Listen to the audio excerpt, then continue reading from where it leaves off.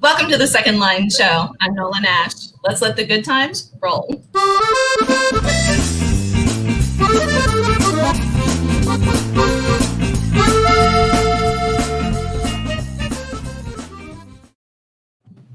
Welcome once again to the Second Line Show. I'm your host, Nola Nash. We have got a fantastic group with me today. I'm so excited. Annie Mcdonald's worked really, really hard to make sure we have had some dynamic duos on the show. So it's going to be a very interesting chat.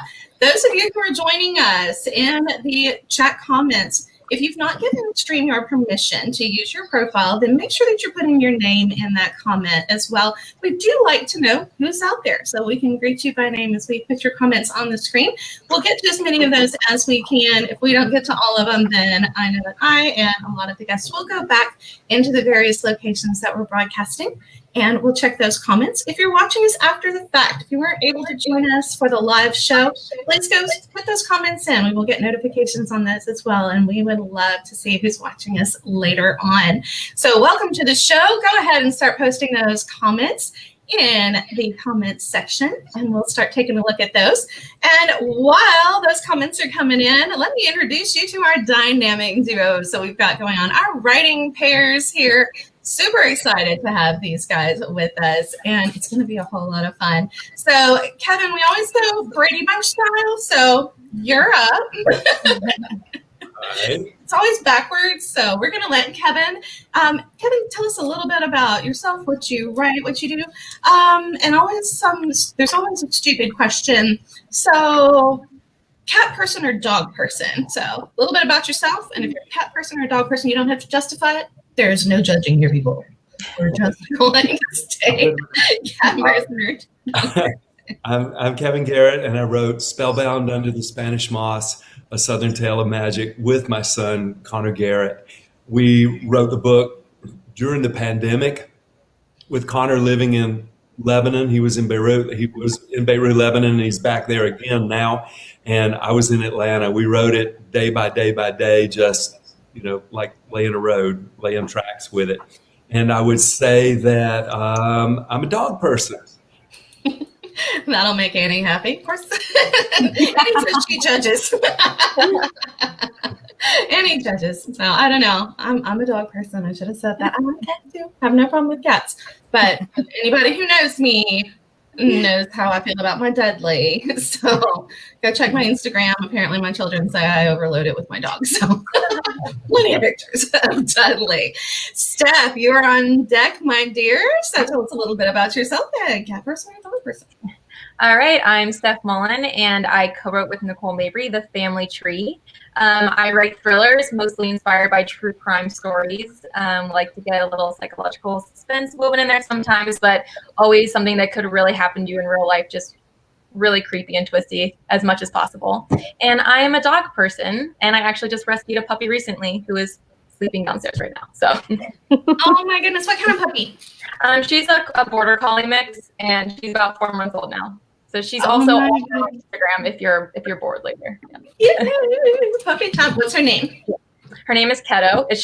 She's named after a song actually that my husband and I listened to when we first started dating 10 years ago. So that's awesome. Love it. Love it. All right, Nicole, you know the routine by now. Hi, I'm Nicole Mabry, and I am the other half of the Family Tree writing duo. I also released my own solo novel. It released in September of last year, and it's about a deadly virus. Bad timing. But it's hard because I actually have both cats and dogs, so clearly I love both. But if I had to pick one for the rest of my life, it would definitely be dogs. No litter boxes for you. I think that's really what it comes down to for me, is whether or not I want a litter box in my house. It's definitely not ideal. Yeah, but then there's the whole, I'm not a winter person, and the dog's going to have to go out and I live in an apartment. But I make do with Dudley. He is well dressed. He has several coats. So my children say that he is the favorite child. They may be right about that. Speaking of children, favorite kids, Connor, tell us a little bit about yourself. So I co-authored a book, Spellbound under the Spanish Moss, with my father, and I've also written a few other books, some poetry, and Falling Up in the City of Angels, which is sort of a coming of age story geared towards kind of millennials. I love cats and dogs both. Honestly, we have an amazing cat back home named Lily, Tiger Lily, and she sort of, I guess, arrived at the house one day and sort of adopted us. And then Bear, who is actually the opposite of a bear. He's kind of afraid of everything, storms and all of it, but he's adorable. So I really like both, but I guess if I was absolutely forced to pick, I'd probably say dogs, because I kind of don't think cats are too concerned with what happens to you. A dog will save your life. A cat probably won't. Mandy Haynes wants to know, what about turtles? Now, Mandy, we've seen your turtle crawling across your floor. We know how you feel about turtles. And I did have a turtle when I was a kid in Louisiana. We found it, and we named it Speedy because we thought we were funny. We were middle schoolers. And we wrote his name on the back of his shells, and we let him go. So anytime Speedy came around, we knew it was him. So there we go. I do have an affinity for the odd turtle, but I prefer them to live out of doors. So, Lynne, let's see. Well, no, Lynn's not in the Brady Bunch line here. Lynn is in the Brady Bunch line. I got all twisted. There we go. There's Lynn. Hello. So I'm Liv Constantine, half of the Liv Constantine sister duo. Our first book was The Last Mrs. Parrish, and we write psychological thrillers, also with sociopaths and lots of interesting characters and family drama. And I also write solo under another name, Elsie Shaw, conspiracy thrillers. Oh, and dog. Dog. I have a silver lab and a golden retriever, and their pictures are all over my Instagram as well. So I think I did a count on my. You can go to iPhoto and you can put dog in, and you can see. And I think out of my 4,000 photos, 3,000 were dogs. So definitely dog person. Yeah. I love it. And Val. And last but not least, so I am the other half of the writing duo of Liv Constantine. And as Lynn said, our first book was The Last Mrs. Parrish, which was published in 2017. And we have, I guess, our fourth coming out in 2021, A Stranger in the Mirror. And I am definitely a dog person. I have a new puppy. Winter is not a great time to be training a puppy, but he's adorable, and his name is Da Vinci, and he's precious. Da Vinci, and he's really smart. I think he's living up to his name. And I have an adult dog, and his name is Zorba, and he hates the little one. So we're having a lot of fun with that right now, growling at each other. Yeah. Maybe they will get used to each other. I hope so. Every dog. My brother and sister, Dudley's 10 pounds. I mean, little tiny Havanese dude. He'll be 1 year old in February. And my brother and sister-in-law have a 100-pound, we think, pit bull lab mix. And Dudley will take on Axel. I don't know if Axel thinks he's a little guy dog or if Dudley thinks he's huge, but go after Axel is literally 10 times bigger than him. It's hilarious. I mean, from a safe distance, I don't think that Axel or Dudley think it's very funny, but the rest of us laugh. It's just too funny. Oh, and Annie, of course, loves Da Vinci, and Grace says that Goldens are the best. Yeah, lots of dog people. Lots and lots of dog people. And then Mandy, of course, with her odd turtle over there. Love you, Mandy. And your turtles. So things that you guys the turtles, we love turtles too, and they're featured a lot in The Last Mrs. Parrish, as a matter of fact. There you go. There you go, Mandy. See, we're highlighting all of the favorite creatures. Yeah. I forgot what Mandy's turtle name is. Your turtle had a name, Mandy. What was it? Put that in the comments because I can't remember now. But you guys have writing at a distance down pat. And first of all, I have to say that I'm in awe of the ability to write with someone else and not just kill them because I'm not sure I could be that gracious about, my words and what I wanted to say there. I don't know if it's because I'm, the oldest child and, that's what we, if you start looking at the psychology of that, we like things our way. But I don't know that I mean, just a personal failure of mine, sure, but I don't know that I could be that gracious. So what is it, I guess, that made you say, hey, let's do this together, and hey, let's keep doing this? Albert is the turtle. Thank you, Amy. And hello, Albert. So why, first of all, did you say, I'm going to write a book with someone else? And then, how do you keep doing that as disagreements arise? And, you're trying to figure out where this is going to go. And I mean, Constantine's, you've done this a while, so it's working for you. I guess the question is, how? Anybody? I don't think it. A lot of people say, "Gosh, how do you not argue?" And you're talking about, how can you be gracious? But that comes into it really so little. And for us, the advantage is being able to talk things through with each other and move that plot forward and what ifs, and what if we do this and what if we do that. And so you're always able to bounce ideas off of each other. I think it's amazingly wonderful. And I think it would be much more difficult to write alone, actually. Yeah, it is. Yeah, I agree. Yeah. I've done both. And this past year, writing it with Stephanie has been so much easier and more enjoyable. I mean, I just feel like 1,000 times more confident about what I'm writing because I have another person to look at what I'm saying, look at what I'm putting down on the page and going, yes, that works and that doesn't work. So for me, it's way better. Yeah, and also too, like, I feel like when we're done, like we feel like we already have a more polished draft than if we were writing by ourselves because we edit each other's work as we go and we split up chapters. So we kind of feel like we're further along than we would be if we just wrote a draft and we're like, here's somebody read this. Like we're constantly giving feedback and tweaking, and it's just really nice because writing can be very lonely. So having someone that understands exactly what you're going through is just a really lovely part of the process. Totally agree. Do you find that you don't have writer's block as much? Because there's somebody kind of spurring you on and giving you that kind of that little push when you feel like you're stalling out. Yeah. And we also, since we break up you chapters, owe each other, right? You owe each other so many words. So there's somebody holding you accountable. Where's your do stuff? you do that too, Steph? Where we'll do half a chapter and then send it to the other person. Say, I don't know what else to do, and then she'll finish it. Do you guys? It sounds like that's nice. That is nice. Yeah, we kind of do. Like we do very, very detailed outlines where we sit together for hours on Zoom and Google Docs, and we figure out what's going to happen, detailed in every single chapter, so we can write out of order. And then we go through and we pick which ones we both feel the most strongly about writing right off the bat, and then divvy up what's left.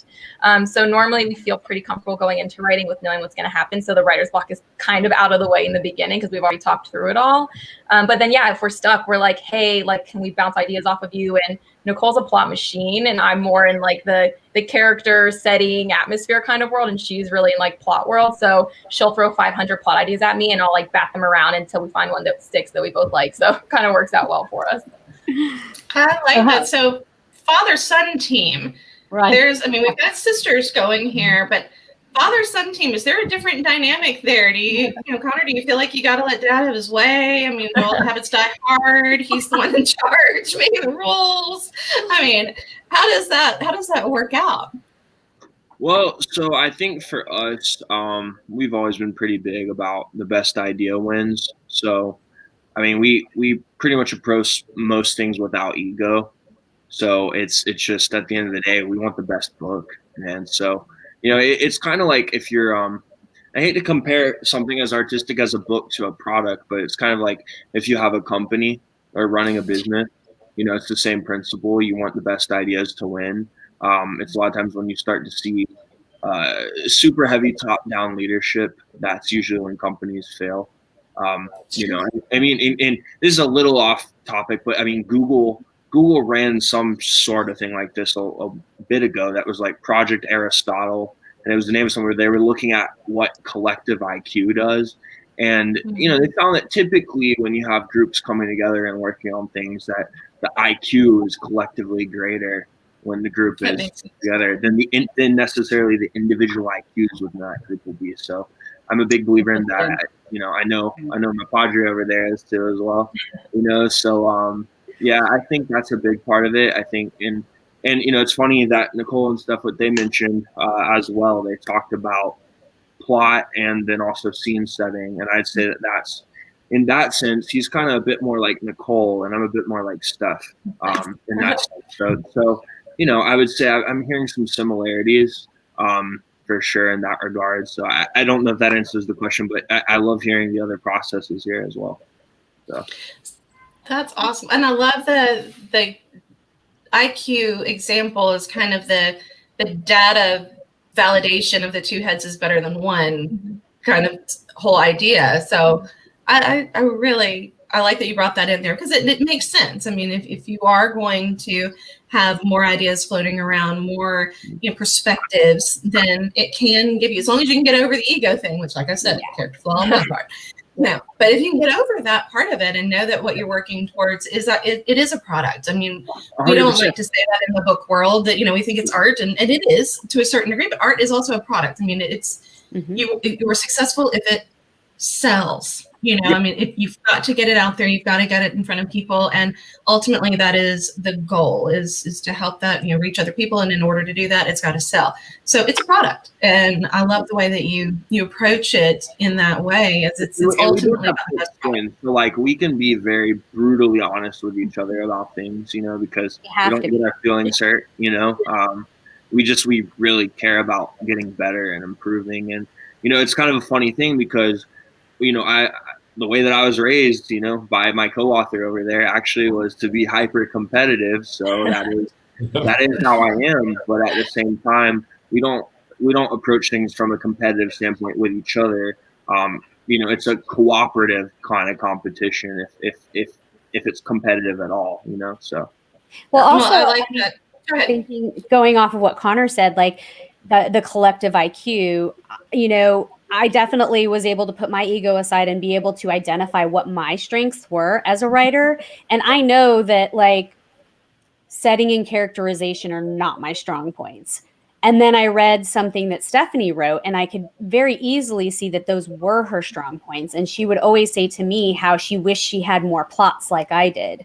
So I'm sitting here going, it's a very rare author who excels in all areas of writing. So if you can put two people with the opposite strengths together, to me, you've just made the perfect writer. Right. Yeah. So that's a great perspective. And then speaking of the, going to Annie's question here or her comment here, as you were talking about, Connor, that competitiveness and kind of, seeing it as a product, Annie would like to know, how you actually kind of hashed that out as father and son.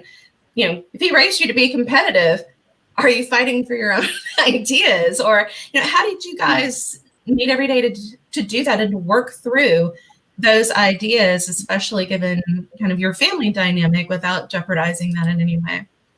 Oh, I mean, we had a 7-hour time difference between us as we were working on this. And in order to get through it, some of it began as, I just wanted proof of life, that he was doing okay, that he wasn't depressed, wasn't lost over there.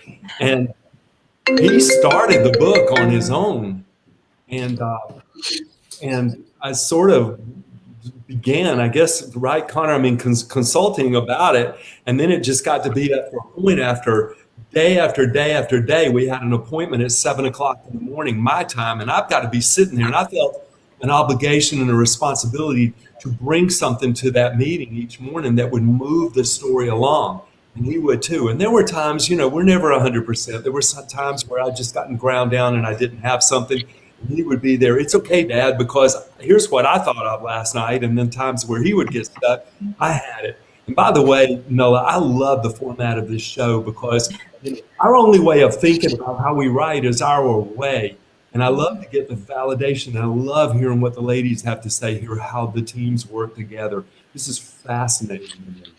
I'm learning so much too. So I'm so glad that, and I have to give all credit for this to Annie Mcdonald because she sees these shows as thematic.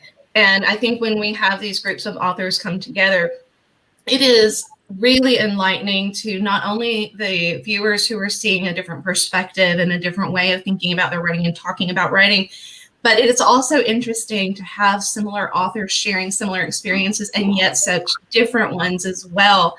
So I agree with you, Kevin, that this particular show format to me is a great way to really get to know the nuts and bolts and that inner workings of different authors and find those little gems here. And I love that each of you have done something so similar and something similar in process, similar in approach.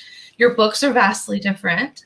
And yet at the same time, you've not only not divided a relationship, but it seems as though the relationships that you have, friendships and family, have gotten stronger through the process. You've learned to really appreciate one another for the strengths and gifts that you have. And what an amazing side product to have this happen through this particular process. And that's not something I really would have thought about. I thought about how difficult it must be writing from a distance and time differences, but never quite looking at it as what you get back out of it other than just the book.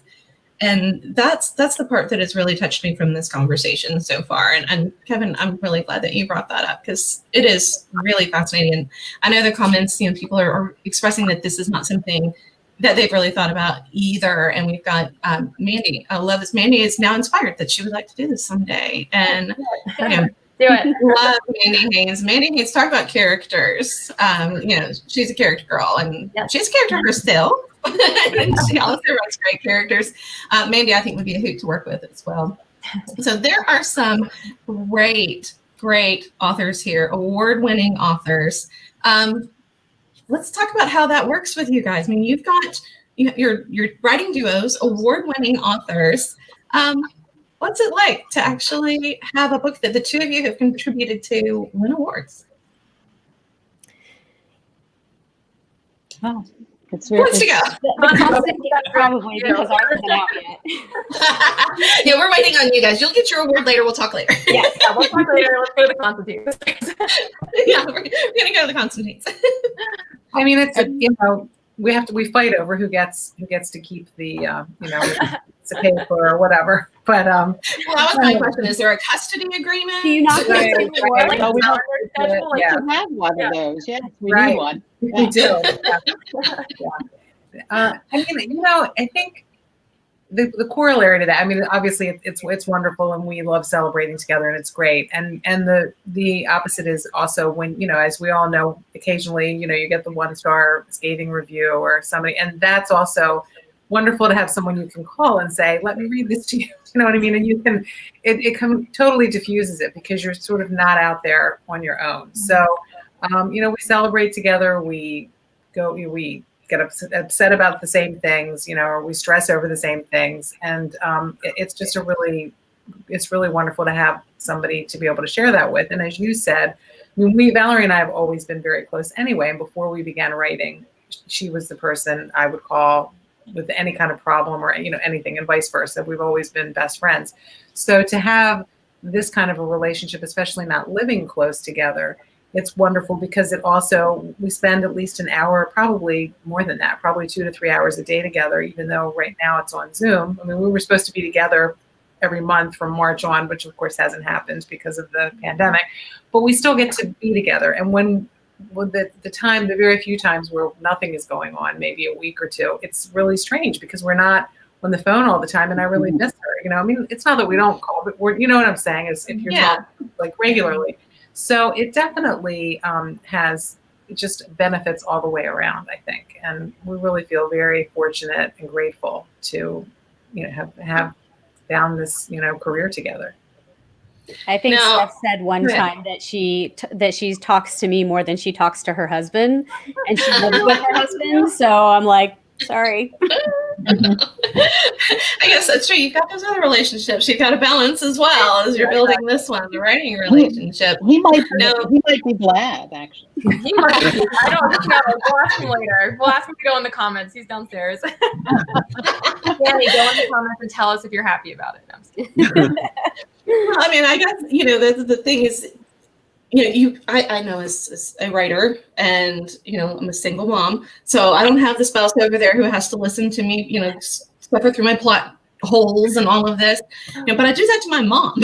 And so, I guess we kind of all have that person that we're venting to. Now, she'll just go, well, I don't know. I mean, if I was reading that, this is what I would want. I'm like, okay, that's good. That's what you want. If you That's do, valuable. That's very she's phenomenal. I'll tell you, she's my greatest champion and my worst critic. I will lay that out there, and she will make no bones about it. If she doesn't like something, she'll go, this isn't working. You need to go back and do that. Now, she says, she will be first to admit, too, that she's not a writer. So it is a different dynamic when you've got somebody that, it's nice to have the reader and the reader's perspective. But at the same time, well, she'll tell me that this isn't working. I don't know how to fix it. I don't know what's not working necessarily. And it does take some more digging. Whereas you guys, if you get into a position like that, the other person may actually have that thing that will click and that will actually keep that moving on and be able to fix that.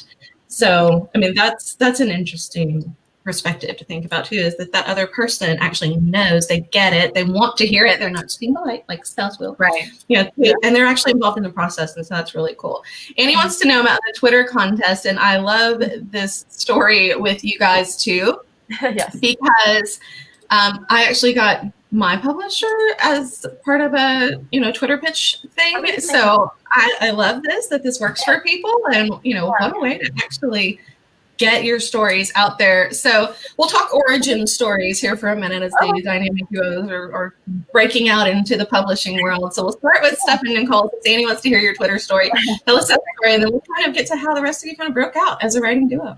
Sure. So Nicole and I started writing our book, The Family Tree, a few months before the pandemic hit. We started in November, we wrote it, and we felt very passionate about it. We're like, this story has to get out. So we wrote it very quickly because we wanted to start pitching it. We started pitching it, and we got all these full manuscript requests, and then the pandemic hit and things came to like a screeching halt. It was heartbreaking. We were hitting like wall after wall, getting very frustrated, very down on ourselves.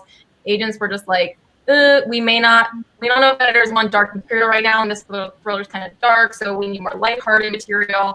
And we're just getting very frustrated trying to pivot and find ways to keep getting our foot in the door. And then Twitter had a Pit Mad contest where you can tweet your pitch for your book out a few times a day, and it invites agents and editors to like your tweet if they want you to submit your material to them. And so we were like, you know what? We were debating about putting our book on a shelf. We didn't really know, so we're like, let's just do this. Why not? It can't hurt.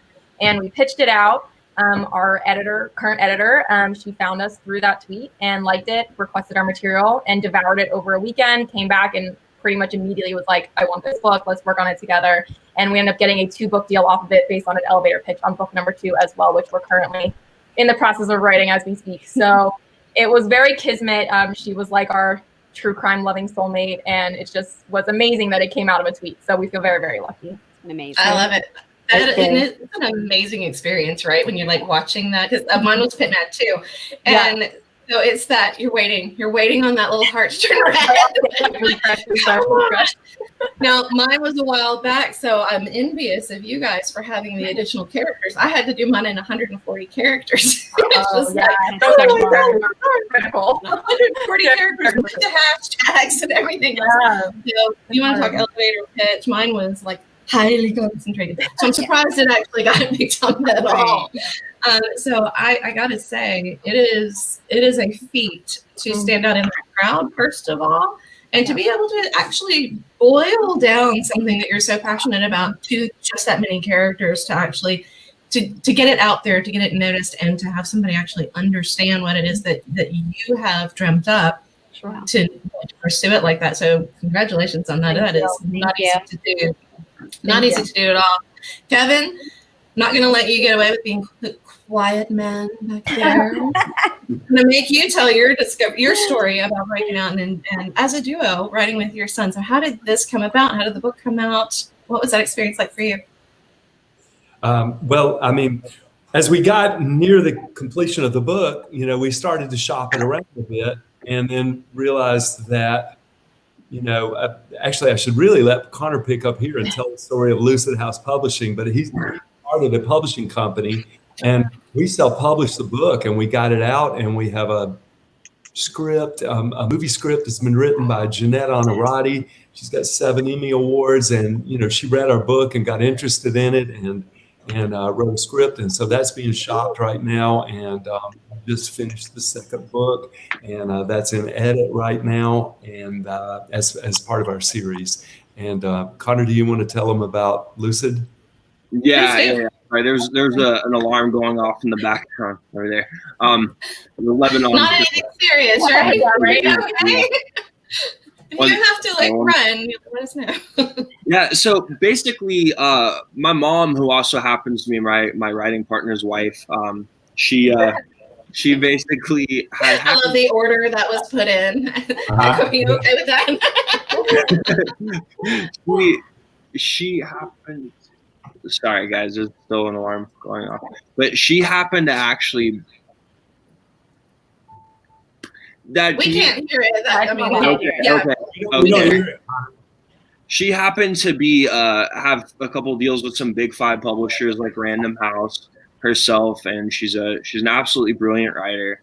And she had actually on her most successful, most best-selling book she had was doing really well self-published. She was one of the first books I think that was ever had gone from self-published to being picked up by a big 5 publisher. And that's what happened in her case. And I just kind of had seen over the years sort of her experiences kind of in that space when she was going out, pushing, publishing, going after things herself versus when she was working with the big 5 publishers. And honestly, she kind of had more success going and marketing her own books where she had more control, more leverage. And now I'm not saying that's everybody's case, obviously each one's different, but for me, I guess I didn't really have much interest in trying to pursue anything with a big 5. For me, it was more important to just get my work out there. So I started off from wanting a place of like, I wasn't looking for validation from a publisher or from an agent or anything like that. I just, because I'm already so hard on myself that, at least for me, if a book was ever going to be out there, it was going to be because I'd already beat the hell out of myself to begin with. So there was not going to be a publisher in the world or an agent in the world that could be harder on me than I'm already on myself. So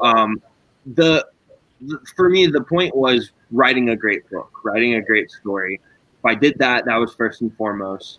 And kind of from that same spirit, that was a big reason why I started the company, was because I decided, okay, like, this is how I feel I want books to be. So I don't look for books by genre. I look for great stories, great works, and I want the best product from that sense that I can come out with. So that was a large part of why it happened. And we also felt like we'd have more access and more insights into the data, and we'd actually be able to see what was working in real time versus looking at quarterly reports and seeing, okay, this marketing effort is leading to this once every quarter. When, like, I've also worked in tech, so I've seen, like, I've worked at ZipRecruiter, I've worked at other tech companies doing things. So I've seen, like, I know data is very important, and I wanted to see that live, and I wanted to apply that same approach to the company where we could look at it every single week and in real time and know, okay, are these ads actually driving something, or is this completely ineffectual? So that's maybe sort of a pretty roundabout way of trying to answer that, but no, that's a great explanation. And I think as authors, we all crave that kind of information. I mean, it is a product. We are selling our books. We're selling ourselves out there as, the face of the book and the author behind it. And so much that people don't understand about the publishing business is that a lot of it is on the authors to do. And, we are our chief and primary marketers, and it would be nice to have access to a lot of that information, and we don't always have that.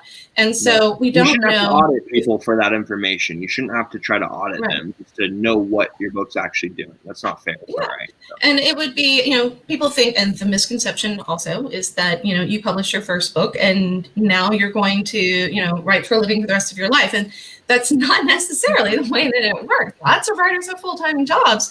And so we have to budget the time, the money, the energy that we put into our marketing and promotion and do the things that work, but we don't always know what those things are. And so we find ourselves doing more of a shotgun approach than a rifle approach. And so having access to that data would definitely streamline that process quite a bit. Sure. And, maybe even help us get our books into the hands of the right readers, people who would not find it otherwise, that would enjoy it, which is ultimately the goal, right? Is to get it in the hands of people who are going to enjoy it. And if you don't know how to reach them, then it's kind of hard to do. So that shot in the dark process it can be frustrating for a writer. So totally understand that. Valerie, Lynne, how did you guys get started as Liv Constantine? And why not Valerie Constantine and Lynne Constantine? I love the fact that you put it together, but do you ever feel schizophrenic? Like this other person who walks around out there doing events and things? multiple personality.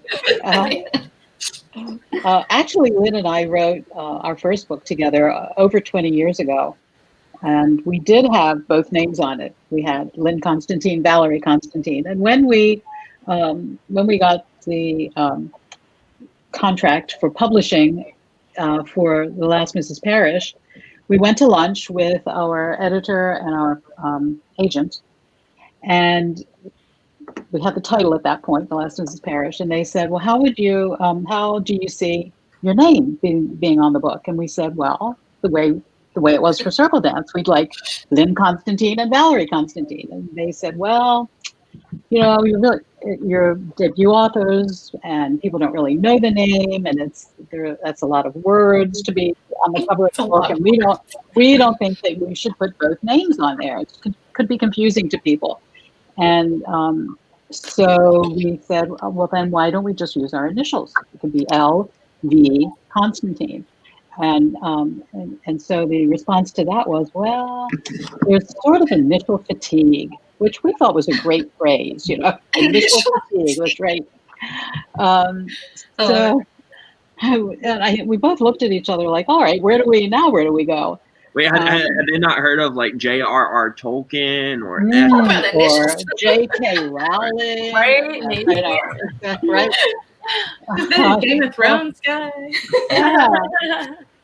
So then we said, well, how about we just put a vowel between the two consonants? And the only one that seemed to work was the I, because the O wouldn't have been, A-O. Love, yeah, they would. Yeah. You and their love sounds like you're signing a yearbook. Right. And that's how it came to be. That's amazing. I like it. I think it works, but to me, I think it's funny. You've got this other person who just exists in the world over there. But yeah, the initial fatigue, I love that phrase. Isn't that perfect? I know.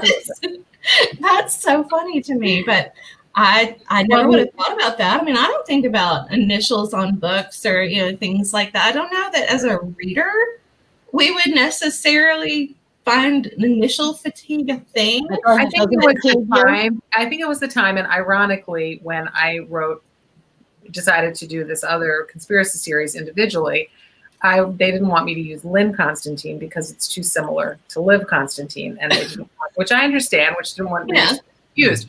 So then I was going to use like my dog's name. I thought, well, maybe I'll be Grayson or Parker. And they were like, no, let's use initials. So I was like, what happened to initial fatigue? So, so that's why I'm Elsie Shaw for this other. So I think everything happens, it's trending, and whatever is going on today is not necessarily what's going on tomorrow. Just not worrying about the initial impression. That's good. Yeah, exactly. Very good. Very funny, Connor. Very funny. So, Steph, Nicole, you didn't get there's too many words on the front of the book comment? We did. But we fought it a little bit. We just felt strongly that we wanted both our names there, and they understood our reasoning and allowed us to keep both of our names. So, well, I think that we, one of the things that we really loved about our editor was that she was very cognizant of creating a brand for us. Mm-hmm. And so when she talked about like what our brand as writers was going to be, we thought, okay, well, we also have to think about what our brand as our author names are going to be. Mm-hmm. And they were a little concerned about like the length of Stephanie's name, so we shortened it. Everyone calls her Steph anyways, so it was perfect. And then like the order of the names on there, like we batted it around a little bit, and we just liked the order of Mullin and Mabry. So we're like, that's our brand. So we have her name first and mine second, but like everywhere else, it's just Mullin and Mabry. So we're hoping that like makes it a little catchy and people remember it. Yeah, and we both like had individual networks because we're friends. We've been friends for like 8 or 9 years now, and so we both have our own networks, and we didn't want to lose the network, like the recognition we have in our individual networks when we came together. Especially since Nicole had published previously and already had a little bit of a following from that book, so we were like, we just wanted to keep both of our followings and networks and kind of combine them rather than having to start over with like a new name and bring in new people into our circle. So we got very lucky that they actually didn't argue with us at all. We're like, listen, this just means a lot to us. And they were like, okay, sure, we'll make it work. So we got very lucky to have an editor who was really on our side. I mean, I think most of them will do that. I mean, and I think it was the same thing our agent said to us. It's your brand and ultimately it's your decision. But we felt also like, you know, especially since being sisters and having the same last name. We were fine. A lot of letters repeating. Exactly. And it actually, for us, it makes it much easier to interact on social media as an individual person So I think, you know.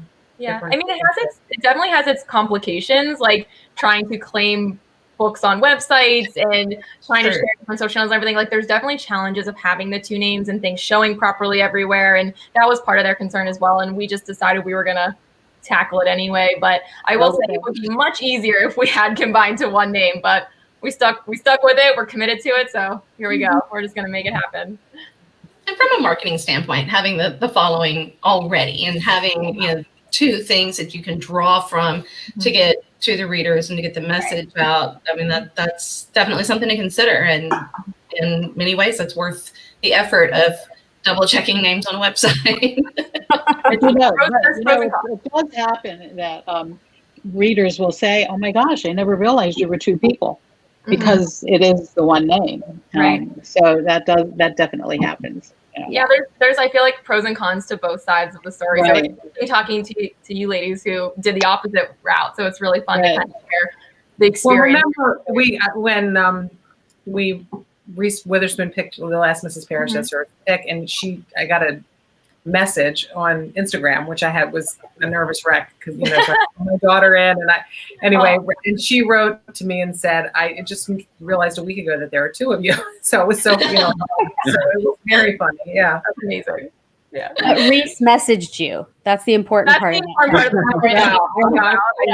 Like, you know, come help me. I think I made screenshots, and of course, I'm so disorganized, I don't have them anymore.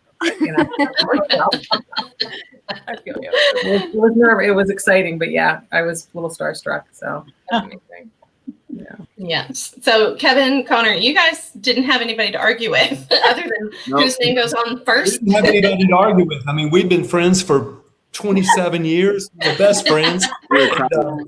Came to it, and I got to thinking about my age and his age. We need to put his name on top because he's going to be around longer than I am. Yeah. So that's how we picked that. That's good.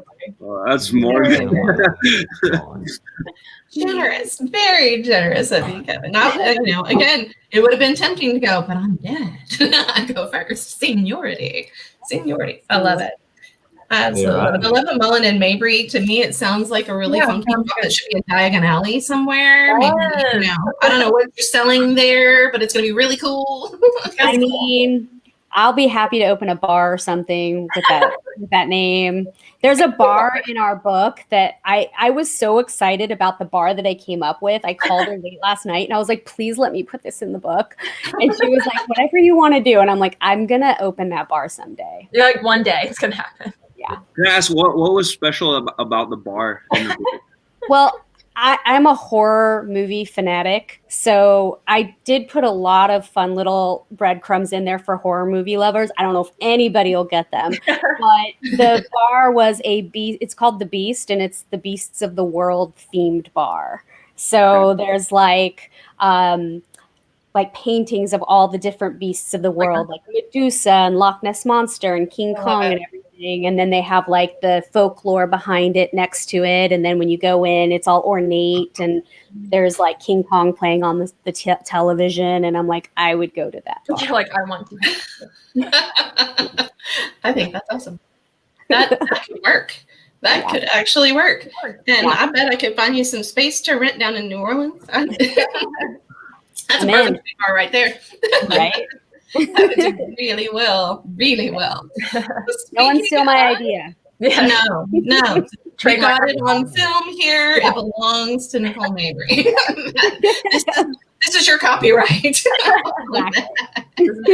So speaking of New Orleans, we could talk all night long, but I know you guys have got things to do, places to go. I'm going to tell you a little bit about a haunted hotel for our New Orleans history and mystery and history. I always do it backwards from what the graphic says. Our segment here, we're going to talk about Le Pavillon.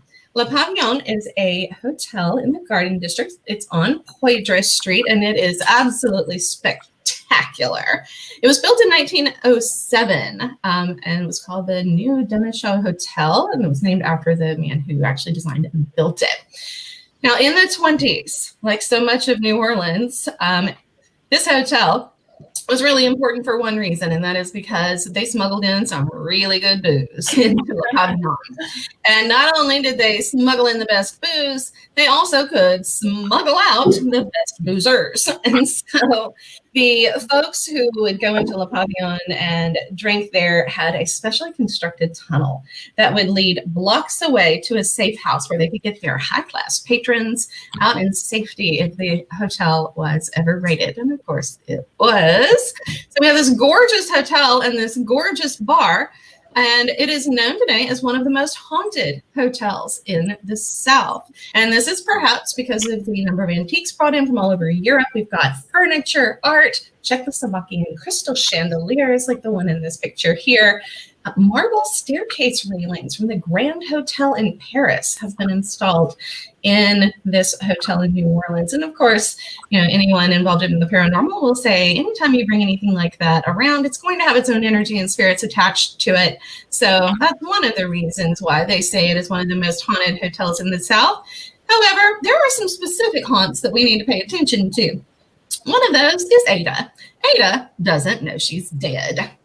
She appears dressed in mid-18th century clothing. She has this large hat on, black dress, and a shawl. She roams around the hotel, especially in the lobby, and she will bump into guests and say, "Excuse me," or "I'm lost," in a very thick French accent. So her energy in that hotel is so strong that she appears and feels solid to the guests that she is running into. So Ada's story goes like this. The young woman left Le Pavillon, or it was not Le Pavillon at the time. It was not Le Pavillon until 1970. But she left the hotel in a carriage, and she was heading to the docks because she was boarding a ship to go to England.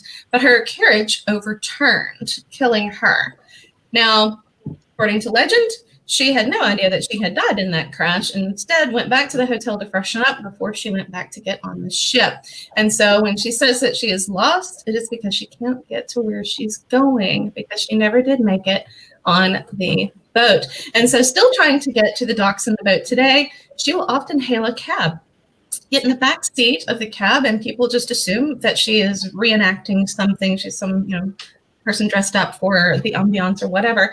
She'll get in the back of the cab. Drivers will go several blocks and then look in their rearview mirrors to go to say something to her and realize she's not there. They'll drive back to the hotel very confused, and the staff there will have to explain to them that that's just Ada who doesn't know she's dead. But Ada is not the only one there. There are also two swanky couples and a hippie. Because that's what you'd expect in Le Pavillon. The two swanky couples, that makes perfect sense. They're hanging out there. They're two beautiful couples. One is a lovely, happily married man and wife smiling as the woman walks around the grounds on her husband's arm. They're very lovely.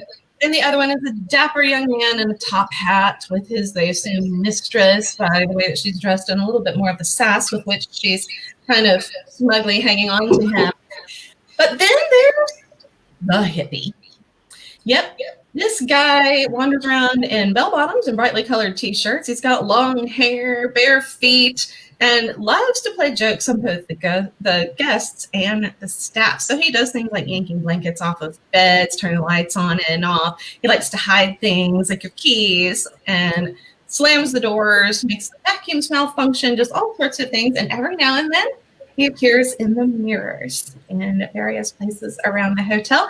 And that's how they've managed to actually see him to know what this guy looks like as he is wreaking all kinds of havoc on the hotel. So you go to Le Pavillon. If a young woman in a large hat and some period clothes happens to run into you, then just tell Ada hello, because she simply doesn't know that she's dead. But you might as well speak to the young lady. And if you see the hippie, make sure you know where your keys are. Don't turn on any vacuums. So that is our New Orleans history and mystery cellar pavilion, being this fine hotel, but also kind of an odd place to find some spirits.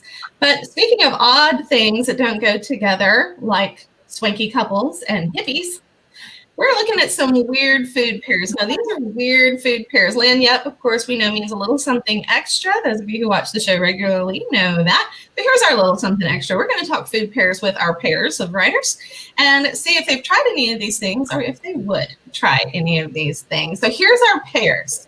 We have, at the top over here on the left-hand side, bananas and ketchup. Oh. Bananas and ketchup. No. Yeah. No. Awful. That's absolutely horrible to me. Top middle there is French toast and meat sauce. So a sweet and savory thing going on. Apparently this is a I might try that. That might not be as bad. No, sounds bad. I was like, no. The next one there is salt and pepper on apples. I love that salt would on be a apples. maybe. The salt. Yeah, Salt is really good on green apples. yeah, that might not Yeah. be. I could try. Right. I haven't tried salt on green apples. That's I'm gonna have to try. So good. My grandfather in Louisiana grew up, he would sprinkle salt on watermelon. And so I ate salt on watermelon. And I know my other grandfather used to put salt and pepper on cantaloupe, but I've never done it on apples. Yeah. It's not. It's only good on the green ones for some reason. Because they're so sour, probably. Yeah. Yeah. Oh, that's Right. good. So I'll try that. Granny Smith's with salt, because it's not the only way I'll eat a Granny Smith. They're just too sour for me. I love it. Now, this next one down here, bottom left, I have a little bit of problem with because of one of the ingredients I detest.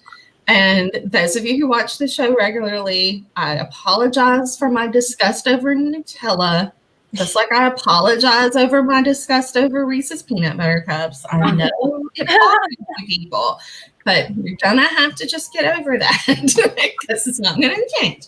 So pizza and Nutella. This is something that the writers on this particular website said, don't knock it till you try it. I have no intention of trying it simply because it's Nutella. But do you think this is something you'd venture into? Yeah. I'd try it. No. What is pizza with it? What is with it? Pizza and Nutella. Sounds Like the very hazelnut. strange. Chocolate Very hazelnut spread. Weird. Now, the Weird. next one in the middle, I could go with this because, again, kind of sweet and savory. It's kind of like putting strawberry jelly on your Egg McMuffin at McDonald's. This is jelly or jam on a burger. No. I don't know. I don't think it sounds too bad. No. Now, I've had a really good burger it was a burger and it had brie on it and like fig preserves. That was really good, but I think it was the brie and the fig preserves kind of going together. Yeah. So I think it'd have to be the right It depends on jelly. the cheese. It depends on the cheese and it depends on the fruit. But we could maybe Yeah. If it was apricot, I think I could get away with apricot jam. That might work. Well, That like could work. mango chutney goes great on me. So Right. That's true. Yeah, that might work. Yeah. Seriously, we're expanding our food pairing horizons as we talk and we bring in variables. This is how this works. And then our last one, I mean, bananas and ketchup is bad. Pizza and Nutella is just revolting to me because it's Nutella. But this last one is popcorn and milk. So it's pouring a bowl of popcorn and then pouring milk over it as if it was cereal. No. Yeah. I'm sorry, No. this is not I mean, something I yeah. Caramel popcorn. Oh Caramel. yeah, because then it'd be a little more. Yeah, that would be good. That's a fair change. variables again. Now we're getting If I can somewhere. sprinkle some sugar on top of all of that. Maybe. Right. Maybe some cinnamon. we'll Yeah. pass on most of these. You think if we put cinnamon and sugar on it, it would start to pass as like, or Yeah. sugar on it, maybe start to pass as like Like a cereal. like Like corn frosted pops. corn Like a flakes. Yeah, Oh yeah. absolutely. See now, Elgin says peanut butter and dill pickle sandwiches. Like, that's good. I saw that on the website too. I almost put that one in there, but Elgin, ew. I don't think I could do it. Elgin, but no. I'm not doing that one either. Oh, look, Grace is with me on the watermelon. Thank you, Grace. And Mandy is down with the salt and pepper on apples and cantaloupe. So we hang out with my grandfather. Now, Mandy, any particular apples? I mean, I know we've had the Granny Smiths brought up, but do you eat them on all of them or just particular ones? I don't know. So let's see what Mandy says about that. So we've got those there. So food pairings apparently have as many varied relationships and dynamics as paired people. So I think our food pairings, they may not be for everybody, but they're clearly for some people. And Mandy says any apples. So all right, I'm gonna have to try that. I've got some, I don't know what kind of apples I got here, but I'm gonna have to go try that now. This is gonna be part of my dinner. Thanks, Mandy. I'm gonna have to go test this theory. I do have popcorn. I have no intention of putting milk on it. None whatsoever. So you guys have been absolutely a joy to talk to. I think that you have opened some eyes to some possibilities and maybe even given some writers some ideas of things that they wouldn't have been bold enough to try had they not heard you guys talk about your approach, and not just the amazing books that have come out of it, but the amazing relationships that have built as a result. And so this has been truly, truly a fascinating conversation. So I want to let you guys know that talking about books and books that you can get, Crescent City Sin is the second in the Crescent City series. It is out on Amazon. So Annie always fusses at me that I don't promote my own writing enough. So here you go. Go get your copy of Crescent City Sin. If you've not read Crescent City Moon, you will want to get that one first. They do lead one into the other. And if you want to be on the lookout for some of the titles here, just a sampling of what we've got now. Family Tree, you guys, when does that one launch? It publishes, so we have a little unique situation. We have a UK-led publisher with Avon Books, HarperCollins UK. So we are all formats in the UK June 10th with the ebook in the US at the same time, June 10th. And then the US paperback is October 5th. But pre-order is live and Goodreads is live. So we appreciate any follows. Excellent. Excellent. Guys, go check them out. And all of those other great books that are coming out, of course, by Liv Constantine and by Kevin and Connor Garrett. And I have to give a huge shout out, especially since we are here with some fellow Pulpwood people. Special thanks to Annie Mcdonald. And guys, she works tirelessly to put this show together. She deserves all the credit in the world. And she is a powerhouse of what she does for the book community, and including our Girlfriend Weekend Slumber Party that we're doing with the Pulpwood Queens. Crescent City Sun and Crescent City Moon will both be featured on the Pulpwood Queens as well. So looking forward to that great weekend. If you don't have your ticket yet, I believe you can still get them by going to the Pulpwood Queens website there and signing up for your membership and then getting your tickets to this fabulous event. It's going to be tons of fun. And Annie Mcdonald has put together not only a great panel of authors, friends that I have made over the last year or two and dearly love. So they're going to be a lot of fun. But she has also really, really worked hard just in general in getting all of these things put together. So special thanks out to Annie Mcdonald, one of the hardest working, author championing, book loving ladies I know, our producer, panel leader, and rock. So much, much love, my sweet friend. I have to send that out to you because I adore you. And I know that, one day you will sleep again. I promise. After this weekend, next week, you can take a nap. I know we've got some other folks who are working super hard to make that weekend go. I know Echo's working hard on it. We've got Kathy L. Murphy working hard. So all of that hard work. Mandy Haynes is working hard. So many people, too many to name. It's going to be an incredible weekend. You guys need to join us. Yeah, if you're just discovering this show, please go to Nolan Nash Entertainment on YouTube. You're in the show. You're there. I just can't see it.